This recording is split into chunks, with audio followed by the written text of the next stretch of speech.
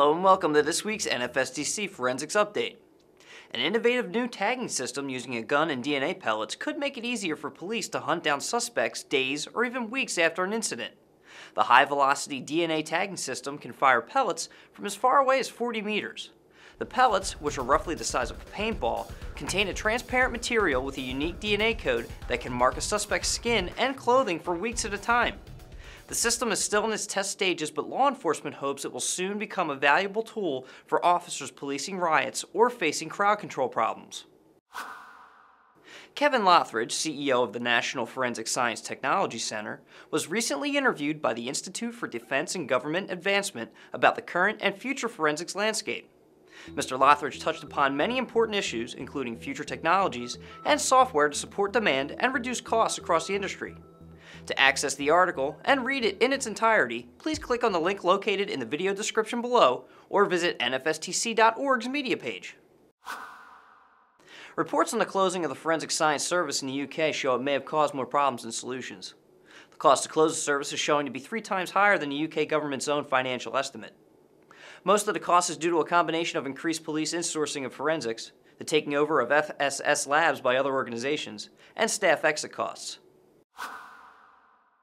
NFSTC's online course, Forensic Sciences, an overview for medical legal death investigators, is now open. The purpose of this program is to provide medical legal death investigators with general knowledge of the scope and application of the forensic sciences within the criminal justice system. Log on to www.nfstc.org for full course information, eligibility requirements, and application details. Leicester University in London, also known as the birthplace of DNA fingerprinting in 1984, recently spearheaded a project that led to the identification of a skeleton belonging to none other than King Richard III. When the presumed skeleton of the ancient ruler was determined to provide enough surviving DNA for analysis from teeth and a thigh bone, the Leicester team led a search to find descendants of his family. Once those descendant relatives were found, tests showed their DNA profiles matched that of the skeleton, proving once and for all that the bones were indeed those of King Richard III. NFSTC's Technique of the Week this week might get a little messy.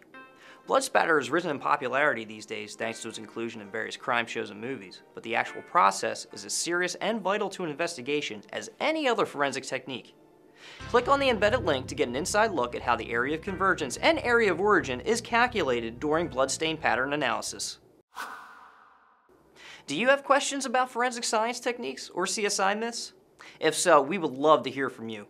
Send your questions to us at info@nfstc.org, and your email could be featured on our next Forensics Update. Until next time, I'm Bill Duffin.